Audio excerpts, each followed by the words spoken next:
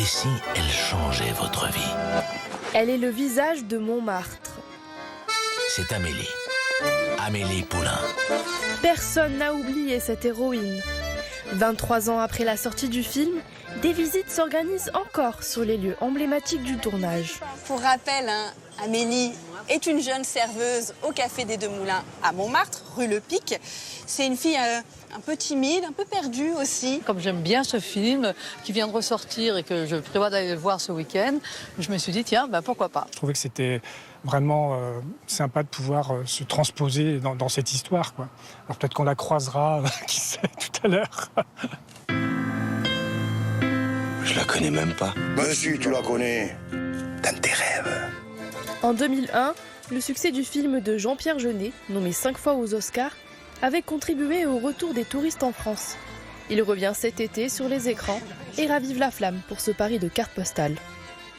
Pour Amélie, il y a beaucoup d'Américains aussi. Ça reste le Paris qu'ils s'imaginent, c'est-à-dire que c'est le Paris qu'ils ont vu au cinéma, qu'ils ont vu dans le film, donc il y a 23 ans aujourd'hui, et qu'en fait ça n'a pas changé.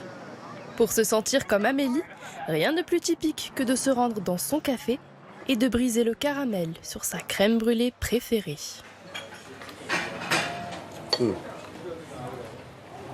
Je l'adore, elle est tellement cool, je voulais faire comme elle. Souvenez-vous, derrière son comptoir, cette serveuse pleine de malice observait les allées et venues dans ce café des Deux Moulins, devenu mythique. Il attire de nombreux fans heureux de s'immerger dans l'univers du film. On a tous regardé le film et on a adoré. Et du coup, c'est un peu comme si on était dans son monde là. Si vous avez vu le film, vous reconnaissez tous les éléments. Les lumières, les chaises roses. On est un peu gardien du temps. On a des touristes qui découvrent pour la première fois, mais on en a qui tous les ans viennent.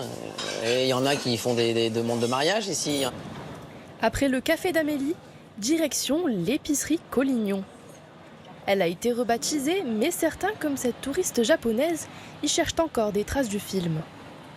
Il y a beaucoup d'objets, et même les petits fruits partout. Tout me rappelle le film, c'est vraiment incroyable.